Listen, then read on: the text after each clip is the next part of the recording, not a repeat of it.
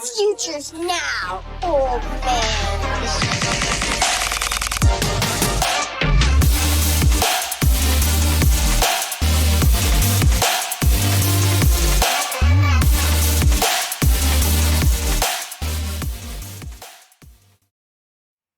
What it do? We are off to Cancun. This is Future First Podcast, where we are helping you win today with a future first mindset. I'm your co-host J Mac here with my co-host Jose. What up, dude? What's up, man? Feels like it's been forever. It's only been a week, but I don't know. Maybe this week for me personally just dragged on for what feels like forever. Had some decent football this weekend. How you been, Jim? I've been good, man. We went to a friend's birthday party last night at a brewery, and we all have kids, and they busted out the soccer goals, the little mini ones, and so we were playing soccer, and I rolled my ankle. So I've been better. But it's my son said, he's like, we're kicking the parents' butts. They keep getting hurt, and so we just have to win. I was like, hey man, that's you're winning by attrition, but you're still winning. So just like the 49ers, I can't stay healthy. Uh, yeah, Oh, I man. mean, the ankle made me think of more of Bo Nix, or is that too soon? I don't have any Bo Nicks, so I was like, no sweat Yeah, off me. yeah, Yeah, 100%. that was a tough one. I for Denver fans, right? I mean, that should just be an easy win by or for New England to get through. Yeah, and then we're gonna see Rams and Seahawks. I wish my Niners would have been able to do something, literally anything. Like it was bad, but what are you gonna do when you lose your backup tight end? Christian McCaffrey's out half the game. It's just man, Brock Purdy Yeah, was it was brutal. yeah. I mean, the electricity field over there or something, right? Like, I mean, injuries only started in 2014.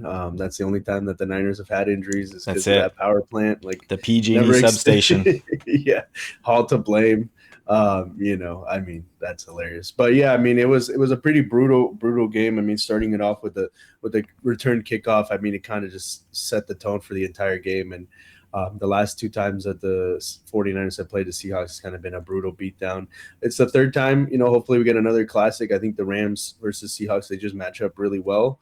And we've seen that, pretty good games these last two times they played this year. So we'll see. I mean, the NFC Championship game, I think it's kind of wild that the Patriots had the easiest schedule. There was all that thing. And then they played Houston without Nico Collins. Now they're going to play Denver without Bo Nix and then potentially Sam Darnold in the playoffs. It would feel like the most, I don't know, not least earned Super Bowl, but a very different, than the road of having to beat a Lamar, a Mahomes, and then, somebody else, a Jalen Hurts, for example, or something in the Super Bowl type of thing. So pretty interesting. I think the game's kind of tailed off compared to the wild card round. The divisional round I don't think was nearly as exciting, but Yeah. let's hope we get some classics in the championship games. That's all I'm hoping for. Yeah, that'd be nice. Hey man, I don't know, man.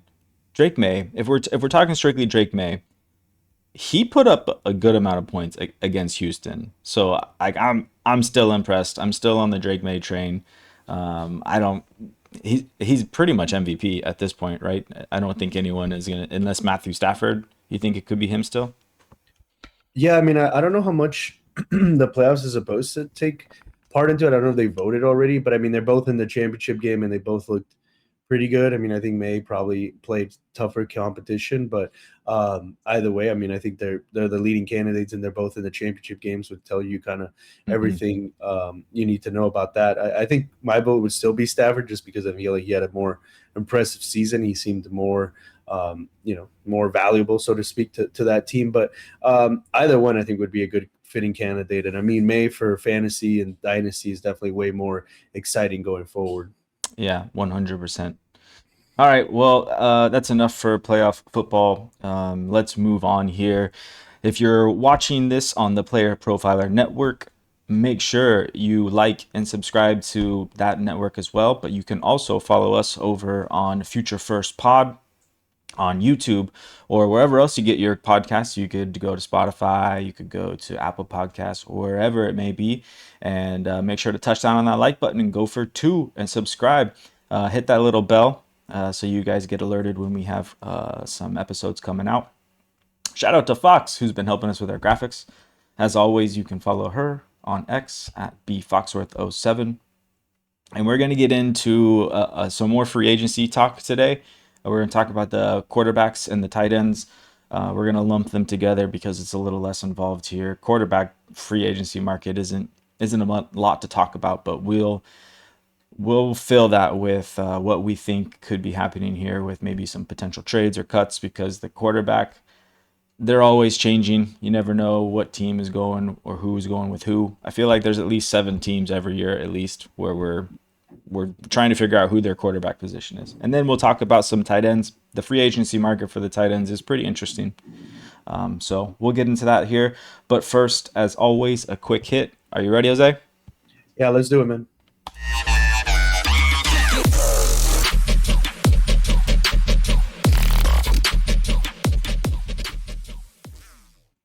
All right, here we are in the quick hit. So I've been listening a lot of podcasts and a lot of content out there are talking about Colston Loveland, and in really high regards here. I've seen, he's pretty much the new hotness, and I feel like he's getting a significant playoff football ranking bump here. But people are, questioning him within the top 3 tight ends, and I'm just a little hesitant to enter him into that conversation already, and I'm kind of wondering if he belongs there. So I was hoping to kind of talk about it with you, because I know you're a smart mind in the dynasty market here, and I want to get your opinion on this. So what do you think, Jose? I think it's pretty interesting to put him there. I think you just have a kind of a slew of other guys. Like, I have a hard time thinking who I would put third for sure. You got Tyler Warren. I mean, obviously the two, let's just make sure we're all on the same page. It's Trey McBride, I think, surpassing Bowers now kind of clearly as the best tight end in fantasy football, probably in the NFL. And then you have Brock Bowers, right? Brock Bowers is looking for a quarterback, needs to be healthy, did not have a good year in terms of like his ability to stay on the field. But after that, I can see kind of the hype, because you're always kind of looking for that next guy to break into, because if you can get that guy, right, like Colston Loveland, his stock is currently shooting up, so it might not be we talked about him as a breakout during the year. Mhm. But his stock is now shooting up. But if you can buy into that tight end before they become one of those elite guys, then you make a significant value jump. I mean, the other names that you could think of, right, would be Tyler Warren from the same class. You have Tucker Kraft coming off a major injury. Harold Fannin performed pretty well without a quarterback. Sam Laporta, who got hurt. And then probably Kyle Pitts would be kind of the only guy I would maybe throw in, depending. Whoa. Whoa. I mean, depending on where he goes, right? Like if he lands in a great spot, or maybe he stays in Atlanta, like I think he could be in conversation. I think it's just a handful of those guys, and I think Colston Loveland, like you're saying, he's kind of just seeing that playoff and end of season bump that we always talk about, right? This is why you don't, tune out. You keep paying attention, because Colston Loveland's still out there playing a lot. None of these other guys are. So, he's the only one that can continue to help his stock and price. I actually don't have any shares of Colston Loveland. I was looking to make a trade for him, and when I was looking at just evaluations, just quickly checking the temperature in the room with like some dynasty fantasy calc, for example, just to his price was way up there in terms of like the value of what they're seeing him, and it just made me think, like, I don't know if this is really the right process, like to buy into him when the stocks are shooting up so high. Because if you're buying him as the third best tight end in fantasy, then I mean, he hasn't played that well yet, right? So now you're buying into the potential, and Yeah. then it's like, can he even be much better? Is he ever going to be tight end 1, tight end 2? So then you're like, it feels like you're buying at the peak when you haven't hit the peak, and then you're hoping to hit that peak later to return kind of on that investment. So I just don't think it's a smart, savvy move. If you drafted Loveland back of the first, early second, even in some drafts I saw him kind of going like the 201, then you struck gold and you're super happy. But in terms of going to buy him, unless you really think he has the potential to be like a Travis Kelce type 101, like at tight end for the next 5 years plus, I just really don't see the appeal in buying right now, right? Like it's just buying high is usually not in any sort of market the way to make the most profit or make the wisest investment. Yeah, I think I'm with it, man. Like I'm on that same train where this feels it feels like Sam Laporta, but like he didn't even have the numbers that Sam Laporta did, and it just feels too early, too soon. I feel like we all this always happens every year. We have these rookie players that just transcend and we take it to the max every year. It's CJ Stroud, it's Jaden Daniels. Next year it's going to be Drake May 101 and like I get it. Like Drake May is good. Like I'm ready. I'm ready to put him in that tier, but I'm not ready to take him over Josh Allen or Lamar Jackson or honestly like Patrick Mahomes should be up there, but I bet you anything he's going to be QB6, QB7 next year just because he's going to be injured coming off that a pretty horrendous. So the point being like I always like to pump the brakes on these kind of conversations when things get going here. If you have Loveland and you want to sell him at that top 3 tight end price, I think that's probably a wise decision. I think it's probably a wiser decision here to go after Tyler Warren because he started off hot, kind of faded out once their offense kind of turned without Daniel Jones.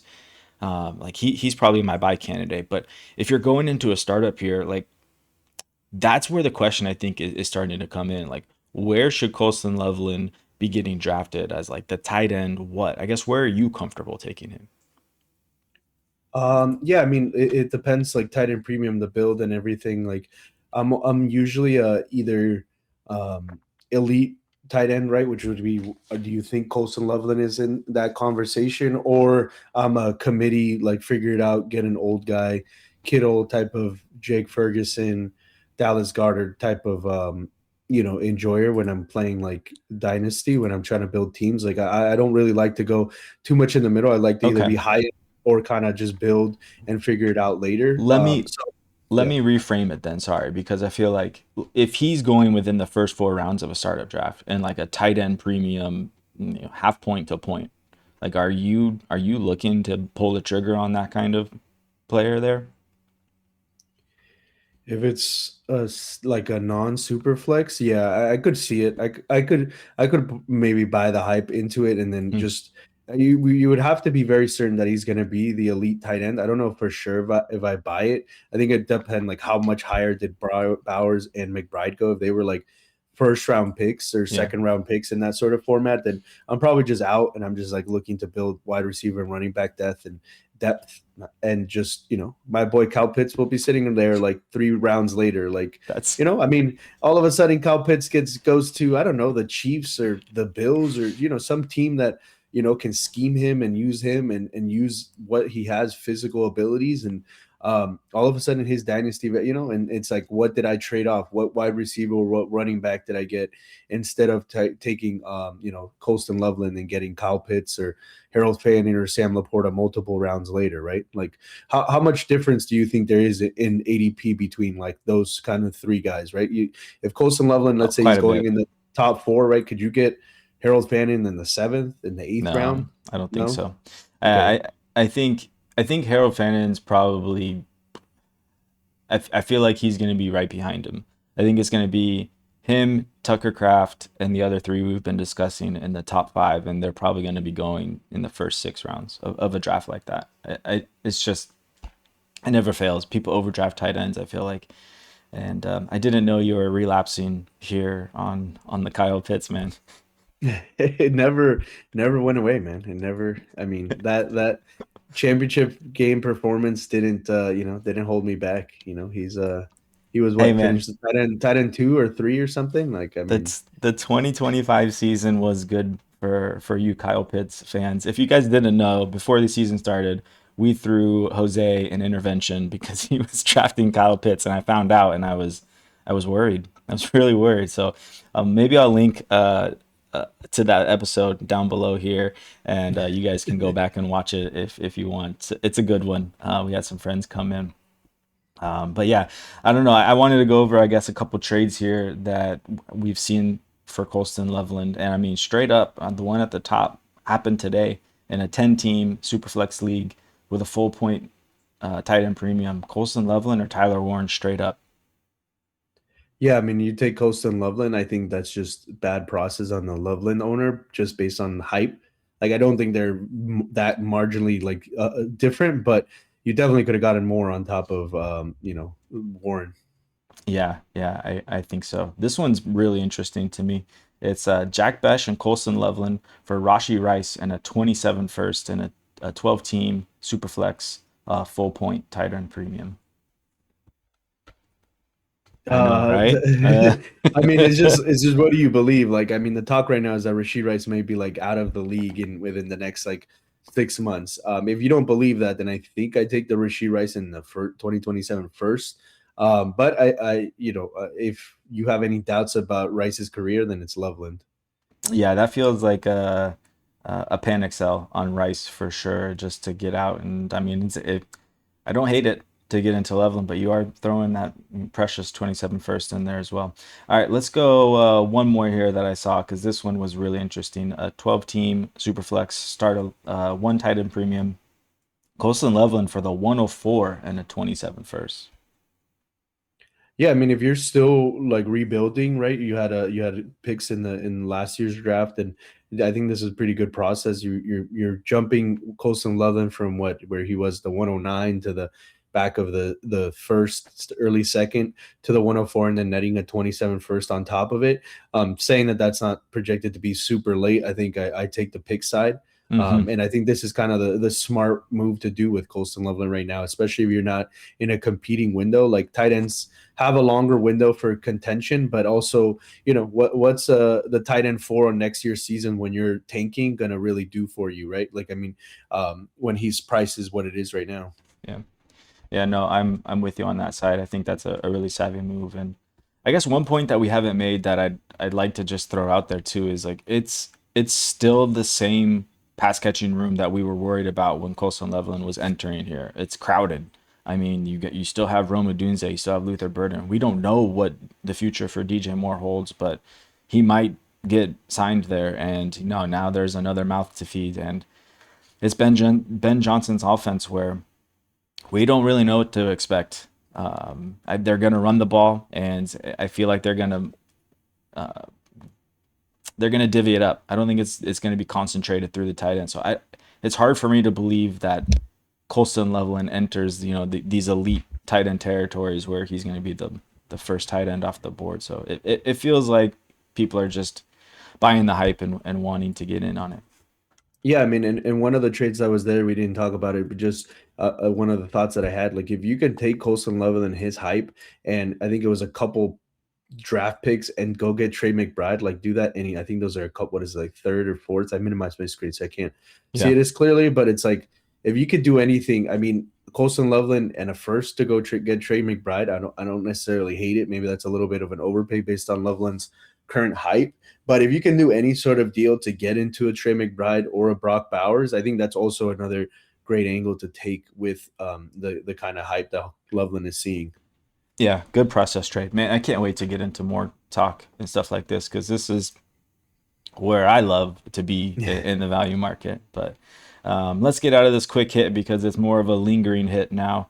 But you got your hit with Kyle Pitts here. So all right. Not so quick hit. Yeah, the not so quick hit. All right. Well, we are going to plug Fast Draft because we are an affiliate with them now. They do have their Origins rookie tournament going on, and if you haven't played that, man, it is a ton of fun. You get to draft all rookies. You draft 6 of them, and you get to do all the fun stuff where you get to put them in your bonuses and your multipliers going into the year. I had one roster that was really good going in this year for the 2025 season. And then Scatterboo got hurt, and it didn't really come through. It still cashed, which was good, but man, I think I'm going to be playing a lot of Origins this year, so hopefully I'll see you guys around there. And if you are new to the Fast Draft app, you can get a $50 deposit match with the code FUTURE, and you guys will help us out in there too. But unless that's it, let's hear from the Podfather here. Hey, pop quiz hotshot. Who is Jeremiah Love? Who's Fernando Mendoza? Who's Makai Lemon? Well, they just happen to be the first 3 picks off the board in the 2026 Origins tournament, which is currently live on Fast Draft. That is right. 2026 Best Ball has already begun on Fast Draft. Use code FAST to get a $50 deposit match. Code is FAST for a $50 deposit match. Best Ball 2026 is now. Start drafting faster.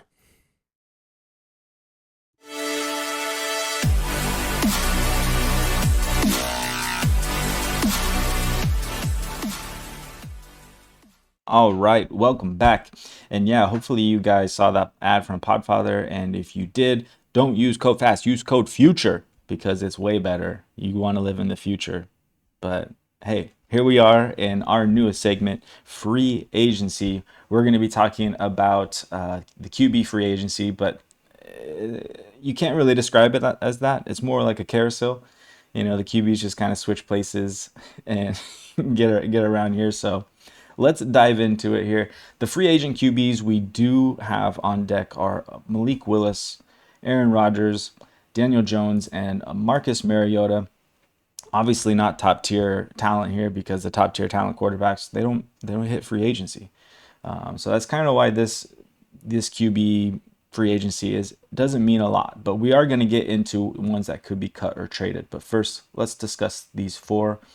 Are any of these 4 someone that you're holding in high regard of a target if they do land well?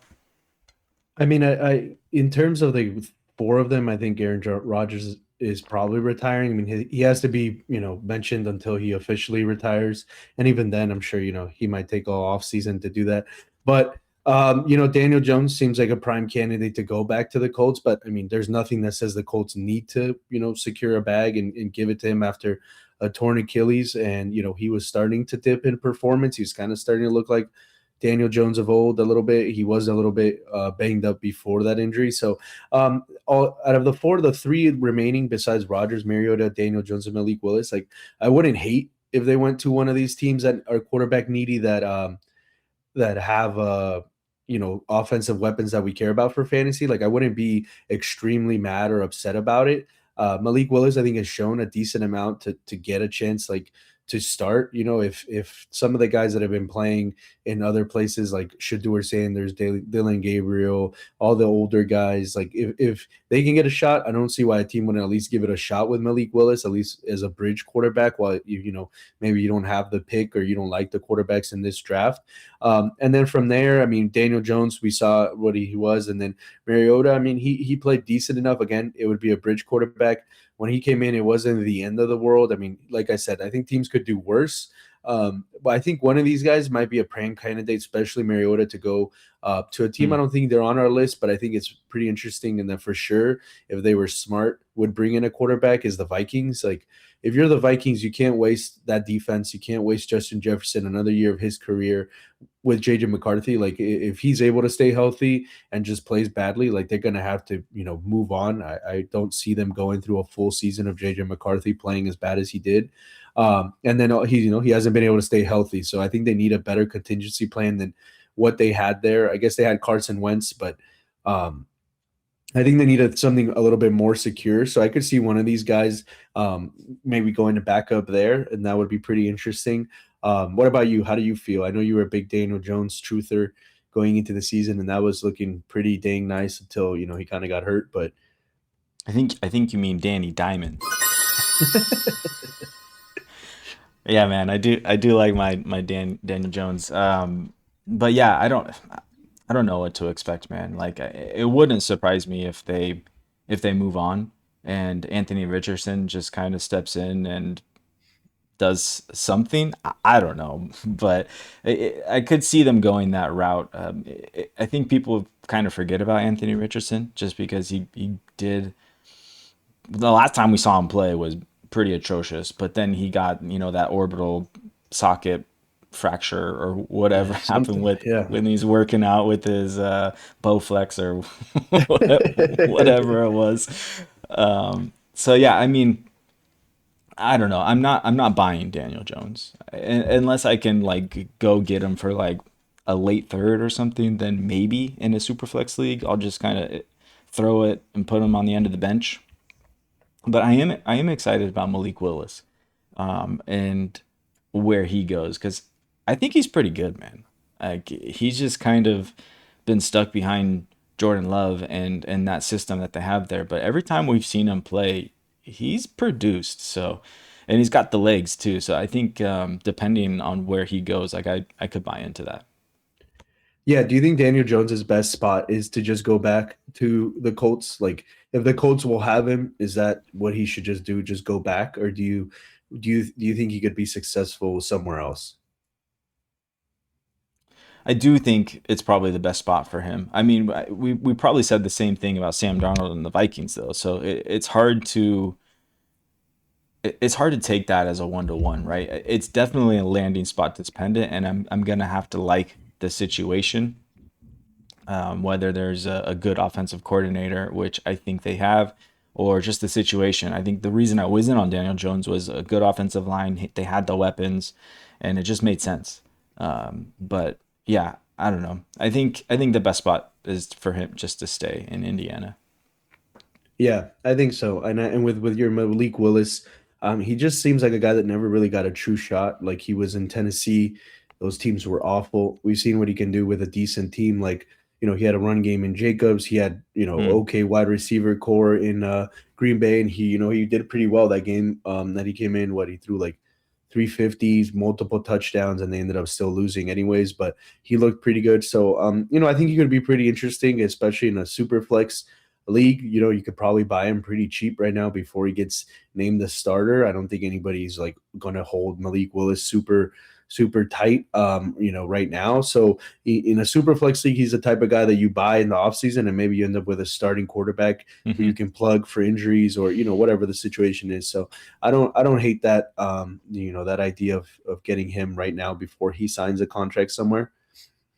Yeah, and he's not someone you can just go target. I don't think like you're not just gonna be like, hey, I'll give you a fourth for Marcus Mariota, or sorry for Malik Willis, but you could try it. I think if that happens though, the other person's gonna be like, nah, I'll just sit and see what happens. But get him in on as a throw on a trade. I think that's you kind of Trojan horse it and try to get them to offer. But yeah, all right, let's move on here to these QBs that we think that could get cut, traded, or somewhere in between there. The guy that we have at the top of the list here, do you want to start there or do you want to start at the three below him that we have highlighted? I just highlighted them because I think those are the most likely candidates. I mean, it's Justin Fields, Geno Smith, and Kirk Cousins, or Michael Penix. I don't think they move on from the Ooh. Michael Penix experience yet. But that's a lot of ACL tears and knee damage to a guy that's already his second year in the league, and in college he had multiple. So I don't know if it's his third or fourth major knee injury. I don't think they were all to the same knee, but it's a pretty worrying trend. I just highlighted those three guys because I think they're the most likely. Like I don't think the Jets are doing. He Justin Fields technically is on a contract, but I think he's getting cut. Geno Smith. I mean, if he wants to sit and or mentor Mendoza, who's looking more and more likely, like that's what's going to happen because I think he's still under contract. And then, like we said, I think one of the Atlantic Falcons quarterbacks is probably more likely Cousins. There was talk that they were going to work out his contract, or maybe they did already to kind of facilitate something. But Mm. I think Kirk Cousins wants to keep playing football. I think he showed enough, like in terms of like what Joe Flacco and Aaron Rodgers were able to do for a team that he could go start somewhere. So yeah, those are kind of those three guys that I've highlighted. I don't know how you feel about it, but I think the most interesting guy in the whole offseason and maybe the biggest domino is the guy at the top. But I don't know if you wanted to touch on those three guys first. I just had this funny thought. What if Kirk Cousins just goes back to Minnesota? I mean, it would have been what would make sense the most to me for him to have stayed there. Not, I mean, he knows the offense. It went well. Like, I don't know. I think it would make a lot of sense. Yeah, and what if they like, they get like a really good deal on it too, right? Because I mean, they'd have to rework the deal to make it happen, and it's just that would be pretty funny. It would truly would be a QB carousel at that point. Yeah, with Justin Fields, I feel like you're right. He's probably more likely to be cut, or at least just a backup to whatever New York decides is their future. And honestly, it might just be like a competition, whoever they bring in. Um, but yeah, I mean, the guy that we've been alluding to but haven't quite touched on yet is Kyler Murray and what the outlook looks like for him. No one really knows. I mean, there's going to be a new head coach there in town, so maybe whoever they bring in is with the intent that they have, a plan for Kyler Murray, or if not, then they have a plan for someone else. Does Jacoby Brissett? He's technically on a 2-year contract, and I could see him just getting the start, and then Kyler Murray getting moved. It'll be interesting. Jacoby Brissett played well enough to, I don't know, he didn't really win too many games, but he definitely made it more competitive than what Kyler Murray was doing out there. So I don't know. I'm still in on Kyler Murray. Like, I think there's going to be teams out there that will buy in to what they've seen from Kyler Murray do in this league, and they'll give it a shot. And honestly, like, I just don't trust the Cardinals organization to put a good team together, and like we've seen it fall apart year after year. And I think Kyler Murray is talented, and if you just get him in the right system, he'll be fantasy relevant. So he's definitely on my buy list if I can get him for anything reasonable. I'd be curious at what trades are going for him, but while I pull that up, why don't you tell me your thoughts on Kyler Murray? Yeah, that's actually where I was going to ask, like, well, how did you feel, or how do you feel about Kyler Murray? Like, is there a coach that's still out there? It looks like Harbaugh finished his deal with the Giants, and then Stefanski's going to the Falcons. Is there like a coach out there that you'd be really excited to go coach Kyler? I don't know really too many of the offensive minds. Like Dabo's out there, McDaniels is out there.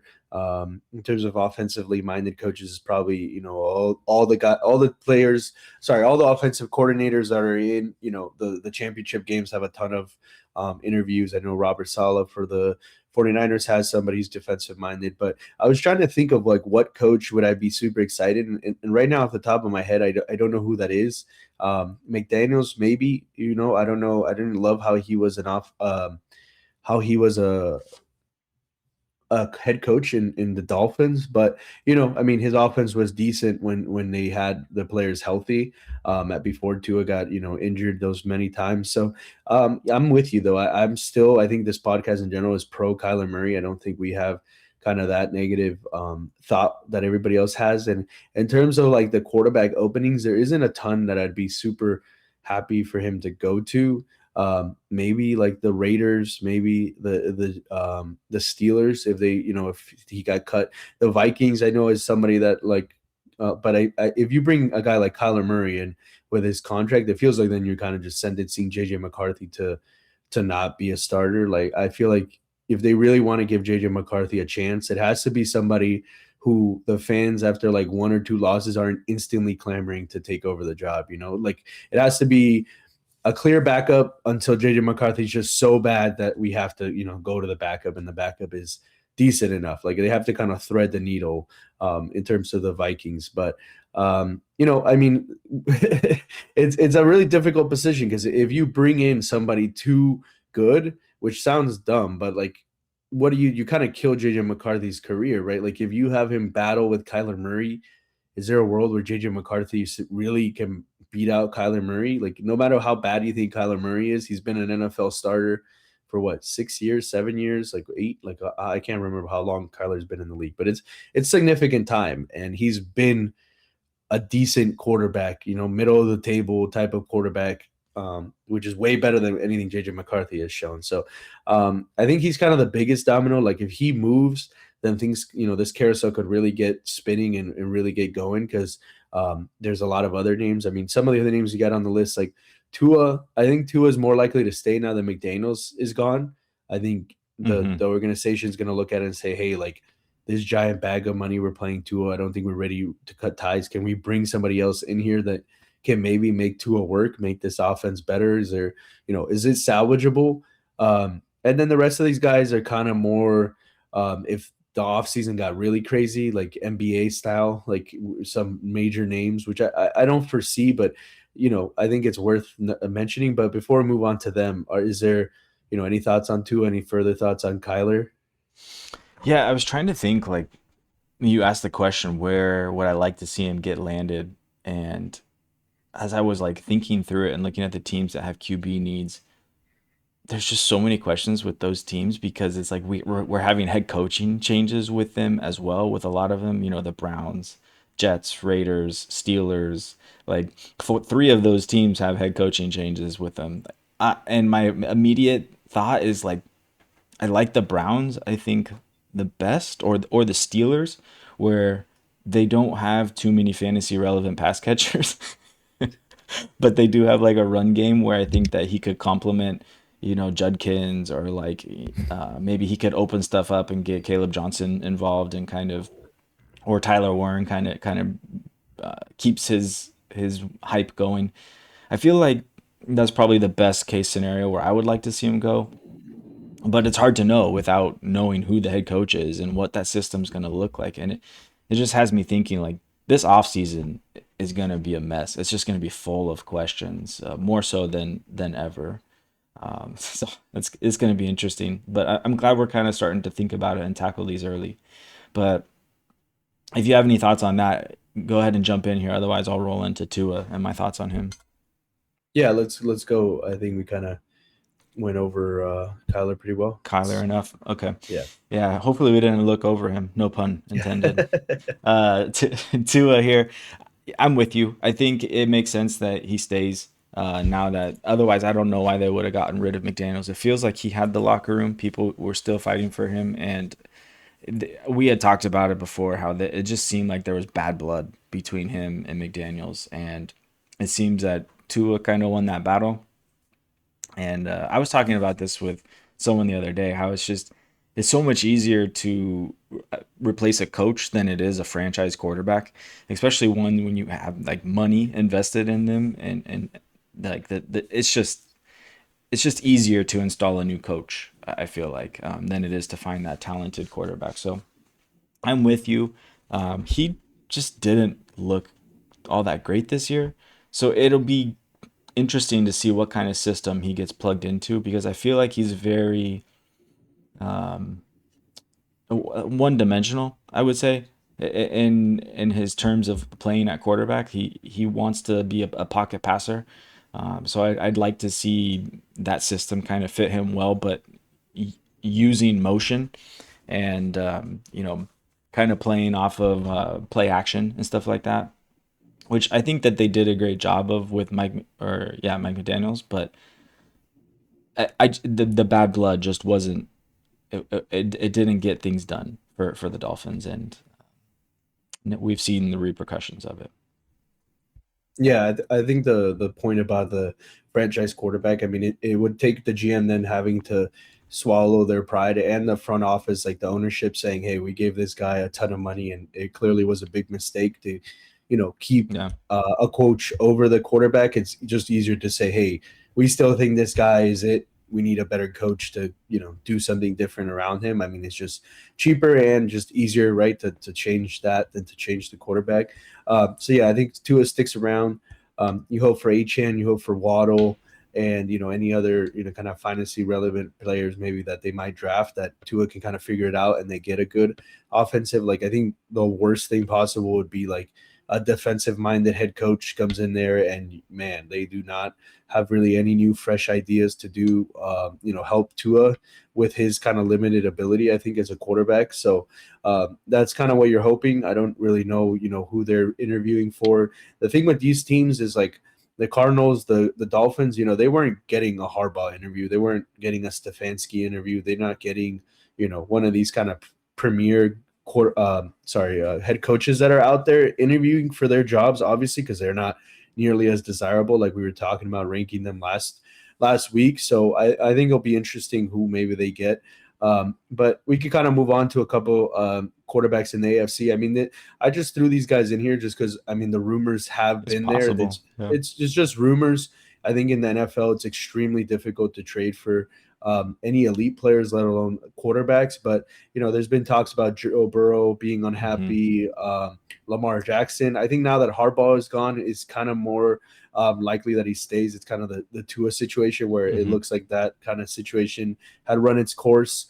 And then Jalen Hurts, there were several reports after they lost to the 49ers that people are really kind of inside the organization supposedly upset with his ability that they might draft a quarterback this year. Like rumors, abound, but it would be fun. It's not the type of thing that happens in the NFL, but it's worth talking about, at least just in passing, maybe, like, how interesting would it be if one of these guys really did move and went to one of these teams that needed a quarterback. Yeah, I don't think any of them are getting moved. Lamar seems cemented. I don't think he's going anywhere.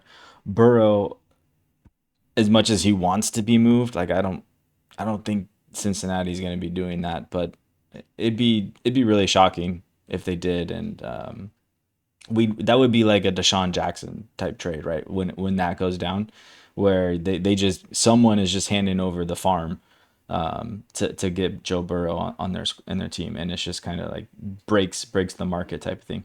I don't know what team would be the one to do that. Like I feel like if that was happen, like the Raiders would be, I think, a good system just to plug him into. And I would love to see that, and then they could draft, a wide receiver and some offensive lines, and I think they'd be plug and play. I think that they'd be a really good team going forward. But yeah, highly unlikely. For Jalen Hurts, I don't get it, man. This feels like fantasy wish casting or like fan fiction. They're just unhappy with Jalen Hurts because he hasn't been good this year. But honestly, it's like, are we really putting that on Jalen Hurts? I'm not. It feels like more like an offensive coordinator thing, and we've already seen them, remove their offensive coordinator. They're going to be looking into getting a new one there. If like Mike McDaniel's like didn't get a head coaching job, like I think him and Philly would be like a really good pairing to see what he could get going with Saquon. Who knows if AJ Brown will be there, but Devonta Smith. I think it'd be a really good pairing if they could get that going. But I don't think he goes anywhere, man. And I think Jalen Hurts is a buy this offseason if people are down on him. Like his startup ADP I've been seeing in Superflex leagues is like fourth round almost, back of the third, early fourth round. That's crazy. Yeah, I mean, for Jalen Hurts, I think it's kind of one of these situations, kind of like Lamar and Tua, where I think it's just not a great quarterback head coach fit. I don't think the styles. I think that there's definitely some in-house stuff that's going on. Maybe it's a lot having to do with AJ Brown, but it just feels like it's going to come. Push is going to come to shove, and I mean, I guess Sirianni winning that Super Bowl so recently might give him a longer leash into when Jalen Hurts' extension is coming up. So then there could be a move, but like you said, I think most of these guys, it's pretty unlikely that anything big happens. I think the quarterback would, in the situation, like I guess the most likely is maybe Burrow would have to just completely blow up the situation and just like say I never want to play for this team again, something crazy, which doesn't seem to happen in the NFL with no guaranteed contracts and all that. So yeah, man, I mean it's a quarterback carousel. It could be pretty interesting. There could be some pretty big moves and changes for fantasy, and I'm hoping it's a little bit exciting, something even if it's just Kyler going somewhere else. That would be a pretty big shift. Yeah, I think so. Okay, two other guys we haven't really talked about. They're kind of on the lower end here that played well this year in relief of their starter, and that's Mac Jones and Jacoby Brissett. They're under contract for another year on both their respective teams, but do you think that they get moved? Yeah, I mean, it's all going to be what the Cardinals decide to do. Like, if they decide they're moving on from Kyler Murray, then they already have their bridge quarterback who can, based on how the season went, can help them be somewhat entertaining and then still help them get the 101 for a quarterback next year. And then for Mac Jones, I mean, he seems like the, ultimate backup kind of quarterback. Like, I don't think he's really a guy that you want to start and build around your franchise. I don't think he has that level in him, but he could be pretty interesting in the Vikings as well. Like, he kind of fits that mold of good enough, but not so good that, clamoring to start over JJ McCarthy. Otherwise, I think, Purdy has not been able, I mean, nobody on the 49ers really has been able to stay healthy, but Purdy has had multiple kind of injuries. Mac Jones played well, so why not, just keep him around in case something happens next year. And if not, then, Mac Jones is just going to ride the bench and not be really needed so much. He could be the type where in season he maybe gets traded for a late pick, or, some pick swap or something when a team needs it. But otherwise, I think he just stays put. I'll tell you why. Because of Shanahan's ego. He's gonna see that he can get some draft pick, and he's like, I could get another Mac Jones. I'll find him. I'll find him. They grow on trees, right? That's right, man. I don't know. But yeah, I'd like to see one of those guys get moved because they're a lot more interesting filling some of these holes on the teams that we're about to talk about than Marcus Mariota or Aaron Rodgers. So, but yeah, speaking of those teams with QB needs, we have the Browns, Jets, Raiders, Steelers, Colts, and then we're questioning the Cardinals and the Dolphins, kind of waiting for that story to be told on where they're going to be moving on or if they're holding on. Yeah, I mean, a few of these teams are kind of like the teams that have needed quarterback help from, from decades to like a pretty decent while. When you're thinking of the Steelers, since Ben Roethlisberger pretty much retired, they've been looking for a quarterback. They've drafted multiple, brought in Rodgers. So they're pretty interesting. I mean, that whole organization is kind of getting a retool now that Tomlin's gone. It's going to be run completely different. So that'll be very, very interesting what they might choose to do there. And yeah, I mean, the Browns and the Jets, just perennial. I've never, had a franchise quarterback for however long it's been. I think the Browns, the most likely thing is you get Deshaun Watson and, whatever he could do. And then whatever one of the rookies, should do, or Gabriel whenever Watson gets hurt or, whatever happens. The Jets are pretty interesting because like we talked about, like what happens with Fields. If they bring somebody to compete with Fields, Aaron Glenn, even though you got me good with the memes last week, he still has a job, and he did not seem to like Justin Fields. I mean, he pretty much wanted to bench him at any moment he could after the first few weeks. So that does not seem like a good pairing. So they're definitely going to bring somebody in, I would imagine. So I don't know who would be exciting out of the guys we talked about to go there. I guess, like it could be better for Brees if he stays, or for Garrett Wilson. Like Jacoby Brissett shown that he could get the ball to a elite wide receiver. So maybe he could be kind of interesting in terms of just Garrett Wilson's value and saving his, season next year once he comes back from injury. Because I mean, Malik Willis also somewhat interesting, but otherwise, like, I don't really know what the Jets would do otherwise. Like the Raiders, I think they're on this list, but I think we know who their quarterback next year is going to be. Just how early does Mendoza play? Like, does Gino get the first 5 games and then Mendoza comes in? Or do they just start Mendoza right away? Like, it's going to be pretty interesting there. And, what can Mendoza do for that offense, right? Like for Bowers, for Genti, how much is he going to be running away for his life with behind that horrific offensive line, right? Like it's a lot of question marks. But I mean, that's why these teams are down here, and that's why they don't have quarterbacks, because, they're kind of just full disarray all over. Yeah. The Jets strike me as a team that just don't want to compete right now. When they trade away their defensive stars for first round picks, it just screams, hey, we're entering a rebuild. So I don't think they make any big moves to go get a quarterback. And I think that they're content probably maybe just rolling Justin Fields out there again against Aaron Glenn's will.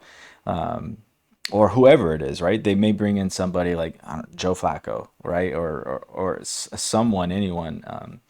Yeah, the Raiders, I think, is interesting with Mendoza, like you're saying. The Browns, I have no interest in any of those quarterbacks. And the Steelers will be interesting, but it's going to be a new Steelers. This is going to be a new brand of football that we've probably not used to seeing. So I don't know what that's going to look like.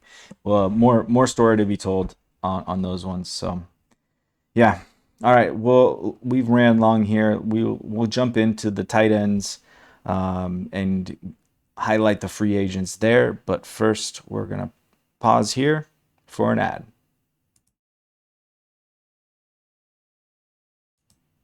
All right.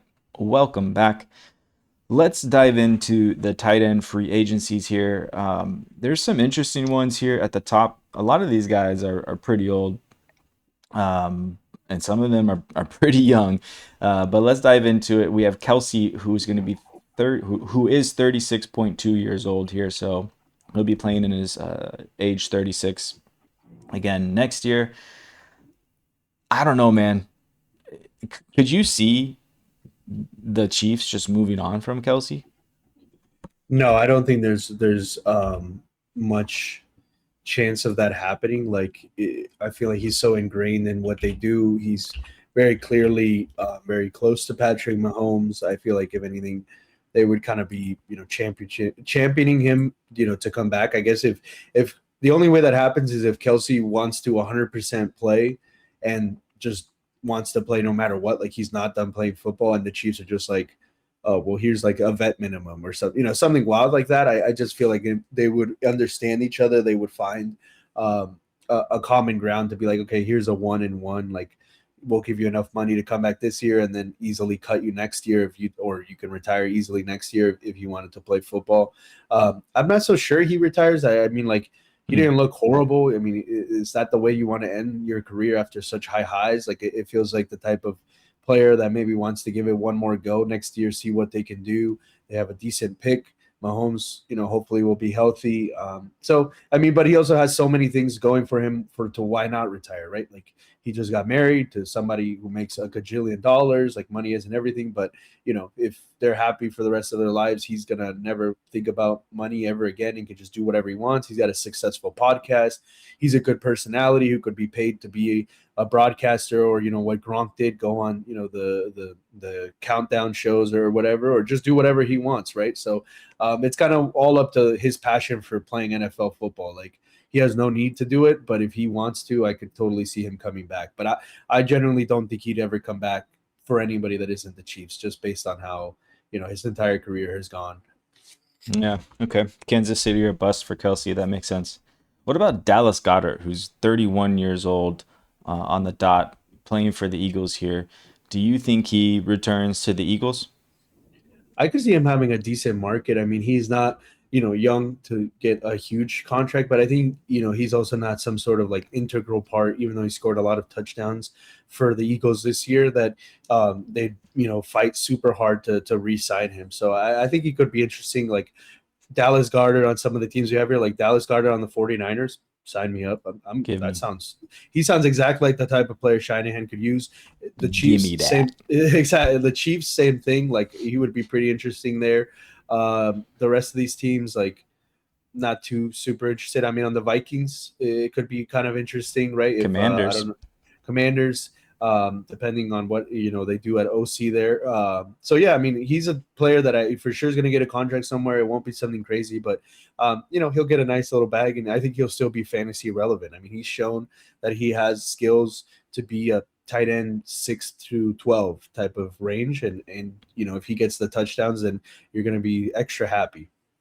Okay. Well, speaking of happy, we're going to talk about Kyle Pitts here, who's Yeah, I going to mean, be 25.2 years old. He's young, man. yeah, it's crazy. I mean, it's already time for him to get an extension and be a free agent, and he's only 25. So, I mean, like I said, I mean, the ultimate potential is still there. Can he go to a better scheme, a better offensive mind? Like, they're not on here. I guess they have drafted a lot of quarterbacks, and maybe I just have them on the mind because they played today. But like Kyle Pitts on a McVay offense, like what could that be? Obviously, I don't think so because they've drafted a lot of guys. But Hmm. any sort of guy like that, right? Like any sort of kind of offensive prowess mind, like the Vikings, right? We've talked about 49ers, Chiefs, same Saints. thing. Yeah. Saints, like all of those teams are pretty interesting for Kyle Pitts, and he's shown it, right? He played his probably best year since that rookie year, on a contract year. I find it hard to believe that the Falcons will re-sign him. um, I don't love that if they do. I personally want to see Kyle Pitts somewhere else with a different kind of offensive minded coach. But I mean, I don't know. Stefanski's just is there now, so we liked what he was doing in his offense, and his coordinator were doing with Fanning. Can they maybe do the same thing? Can they find the way to get um, uh, Kyle Kyle Pitts. Pitts more Yeah. involved? I don't know. What do you think? How do you feel? I know Pitts is my boy, so maybe more level-headed mind can weigh in here. I would definitely be interested if he goes to a new team, but the problem is the price is going to be more than I want to pay because I know I know how our fantasy community likes to look at Kyle Pitts with hearts in their eyes. Um, so I just yeah, if he goes to a good situation, it's gonna be here we go again. The trap is gonna be set, and it probably would work out this time around, but who knows, man? I defer. I defer until we have more information here. If he goes back to the Falcons, I'm just out. I'm not looking forward. But yeah, and when you're saying the Rams, the next guy on our list is Tyler Higbee, who's 33 years old. Behind him, they have Terrence Ferguson that they drafted, who I really like and has flashed quite a bit in the season and also here in the postseason. Not in uh, voluminous ways, but he's had these kind of yeah, you like that. He's had these bursts of where he kind of shows out. So Tyler Higbee as a free agent, I don't know, man. He seems to just gonna stay with the Rams. I feel like I don't see him going anywhere else. Yeah, I mean, I think for Ferguson and kind of Parkinson, he unfortunately probably going to stay with the Rams. Seems like McVay is not really keen on featuring a tight end. He likes his kind of rotation, and Higby is kind of just kind of probably be there to get in the way. So, and if he goes somewhere else, he's never really been fantasy relevant, anyways. I think he just kind of you hope he doesn't go to a situation to hurt somebody, like hurt a tight end room, kind of like a Cole Kmet, Loveland style. Like you hope that he's not just there to take snaps away from somebody. You just go to a team that we don't really care about. Go ahead, go play, and Um, move on. I just had this come to me. I'm calling it right now. Tyler Higbee's going to be a 49er next year. Like just wait. You know how they are buddy buddies and they just like they find someone who works in their system and then they give them the draft capital to move on because they already have the replacement. It just makes sense. Like, and I bet you anything he gets, a pretty decent contract, probably like, I don't know, 5, 6 million a year or something and he's just going to be a blocking tight end and he'll catch the ball. Whoever the 49er tight end is, I want them because it doesn't matter. They're just schemed good. Yeah. All right. Yeah, I'm calling it. I mean that would be, I guess, one of the only situations where you could be kind of excited. I mean, I just don't think he's shown that level of like ability to play. But in that offense, in that system, yeah, like whoever that tight end is, it's a guy named Tongish who's on this list. What had he ever done in NFL before that? And he was fantasy relevant while Kittle's out. I mean, I don't know if it was the end of Kittle's career as we talked about, but he's probably missing most of the next season, or at least well into the beginning of the season. So they're going to need somebody. So I don't disagree that whoever that tight end one is while Kittle's hurt is going to be fantasy relevant, at least to start the season. Yeah. Speaking of Tongus, let's just cross him off the list here. He's 26 and 26 and a half. I had no idea he was a non-rookie. Like he's a veteran. He got went undrafted in the 2022 NFL draft, and he's been on. Who did he join with? I think it was like the Bengals or something, and then he's been on the 49ers practice squad ever since. And I don't know, man. He looked good, but then again, it's just the scheme. Like it's always been the backup tight end. I don't even remember who it was 2 years ago or 3 years ago when Kittle got hurt. There was another tight end that just kind of bounced in, and he was like the number one tight end on the week to play because it's like it's the 49ers. It's just they scheme these guys open, and yeah, I want him. You know what you're doing talking so much about the 49ers and their scheme, right? Like you're just killing your boy Purdy here. Like he's just a scheme. Like that's all I he is. He's That's it, not man. good. Like System quarterback. That's it. system quarterback. That's it. Let's see. We kind of going long here. A few other guys. Kate Otten, 26.8 coming Not off the interested. not interested. Isaiah Likely. I mean, that's Very a interested. name, right? Yeah. I mean, he seems like a guy that has just been stuck behind Mark Andrews, 25.8. Kind of peak time to go somewhere else. I mean, they clearly I think set their expectations going forward of what they are thinking with the Mark Andrews bag that he secured. I think he's their tight end. I think it would just not be smart for them to invest in another tight end when they, new coach coming in and whatnot. So I think he could be a pretty interesting player. He's got the athletic ability. We've seen him. How high like of a ceiling do you think? Like let's say Isaiah Likely, We've seen best it. yeah, like top end, he lands in the best position, and just how high do you think he could finish as a fantasy tight end? I think he's like top five potential pretty easily. I think he can get there, which I mean isn't saying much for the tight end position. Like a top five tight end is probably like what 13 points per game, something like that. Not anything super crazy, but I mean we've seen what he can do. And I think if he goes to an offense like the Titans. I think he'd be really good with the Titans because you have Cam Ward, who I like, and if you give him like a strong pass catcher like an Isaiah Likely in an otherwise devoid room, I think that that's just a really good fit. I think maybe the Buccaneers might be interesting too, but it's crowded. So it's like I don't think he hits that kind of potential in that type of offense. So yeah, I think it obviously landing spot dependent, but if you're gonna get the discount on him, you got to go get him now. Yeah, 100%. I mean, and you were talking about Tennessee, Chiga Conquo. I mean, he was kind of a guy that a lot of deeper fantasy dynasty circles were pretty excited about. It's never come to fruition. I wouldn't be too surprised if he goes back, but is he somebody that you're kind of be excited?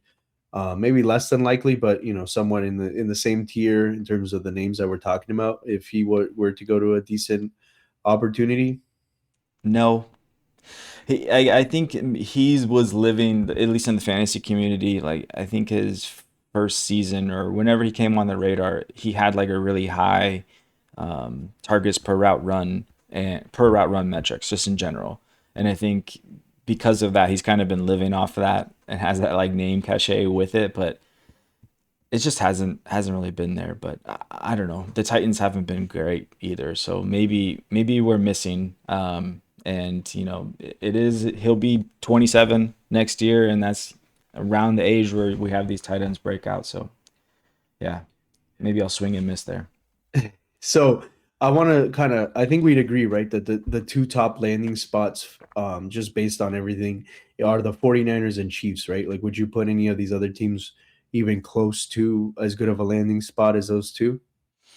Yeah, the Dolphins could be interesting. It depends on what they do with who's the rapper that what's his Oh name? man, Darren Waller. Fox is never gonna make a thumbnail for us ever again after that. Yeah, Darren Waller.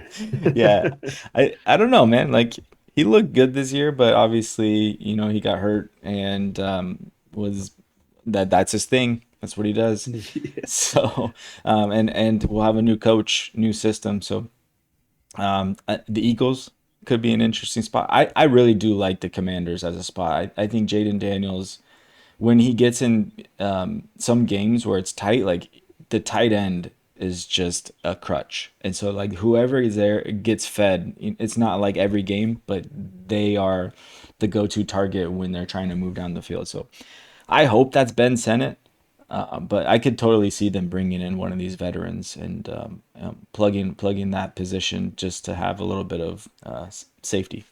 Yeah, I was wondering how much that was a guy's experience and good at, doing what he does at Stackerts, um, filling that role. Like, I guess if it was a Goddard or maybe a Higby type of player, I think Mm, he could kind of just replace that role because I don't know if, the younger guys, they just don't know how to find those zones. They're not those wily kind of yeah. old veterans that know how to do it. The reason I was bringing that up, so maybe we say the Commanders, 49ers, and Chiefs, is there – and we could take out Kelsey, and we could take out probably like Jake Tongas and maybe Noah Fant. Like, is there any of these guys that if they went to the Niners and Chiefs, you wouldn't be, or the Commanders, you wouldn't be excited about? Like, do you think any of them are bad fits, or are you kind of just excited if any of these guys land there?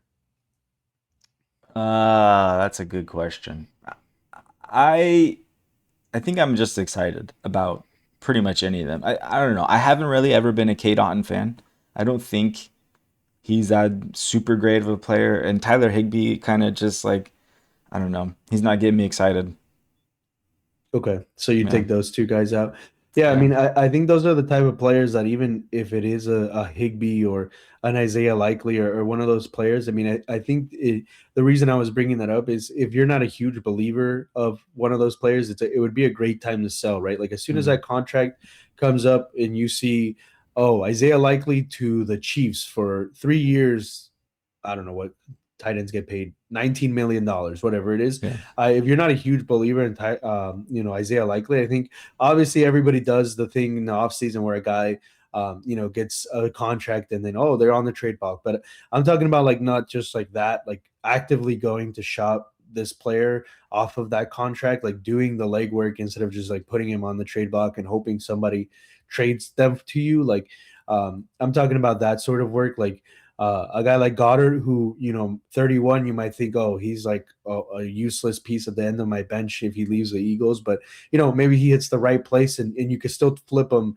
for something decent, right? If you're not a yeah. believer that he's going to be worth, much going forward. Yeah, no, that's really smart. I think you could use a guy like Goddard to get into another player like a Tucker Kraft or something. I think I made a move like that earlier in season when Tucker Kraft got hurt. Obviously, Dallas Goddard had a really good year, so maybe you could kind of play off that and get, especially if he gets a contract. I think that's a wise move. So cool. All right, man. That's gonna wrap it up here. So let's get into our outro. And thanks as always, guys.